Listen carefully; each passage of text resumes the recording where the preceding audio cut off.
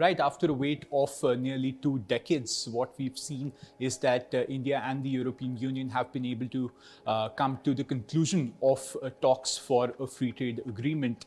The headline is, of course, the fact that India has been able to secure preferential market access for almost 100% of its exports by value to the European Union. That means that whatever tariff these products used to enter, various about 27 European countries, those will come down to 0% in almost all cases, starting whenever this particular free trade agreement takes effect. What we're also seeing is that this is easily one of the most comprehensive deals that India has offered to a trading partner. It covers everything from goods and trades to IP as well as sustainability.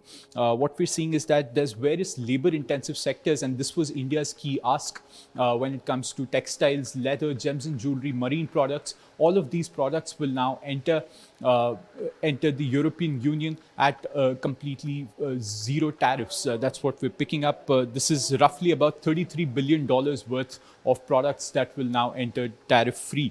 What we're seeing is that India has also been able to safeguard its various sensitive sectors. We're seeing that there's absolutely no market access that has been given in select agricultural products as well as dairy products. But with auto, there has been some sort of a liberalization. It's been more on the lines of what was given by India during the UK FTA. And this is more of a quota-based tariff system that India has offered to the European Union, which will essentially mean that more and more higher-end cars will come in from Europe tariff-free, but you won't see any of the smaller cars, which means that cars priced under 16 or 17 lakh rupees, those will not be entering India tariff-free. So India's small car market continues to remain protected. What we're also seeing is that there's a lot of mobility provisions that have come in with regards to this free trade agreement. You'll see more and more post-study work visas being given to Indian students across 27 European countries. You'll see more and more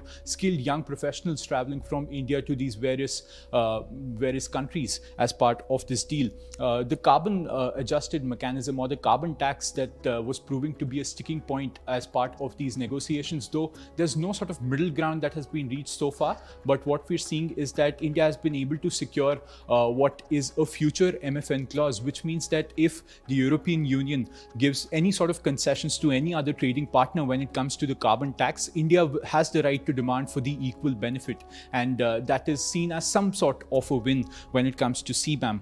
What we're seeing is that government procurement and data transfer commitments, those have been kept out of the deal as of now. What will happen now? The legal scrubbing will take place for the next 5 or 6 months, and post that there will be signing and ratification. So the entry into force for this particular agreement is roughly about a year away from today. What we're seeing is that India's key commodities like tea, coffee, spices, fresh fruits, vegetables, processed foods, these will also gain enhanced competitiveness while entering into Europe. What we're also seeing is that there's about 144 subsectors that have been opened up by the EU for Indian professionals to enter.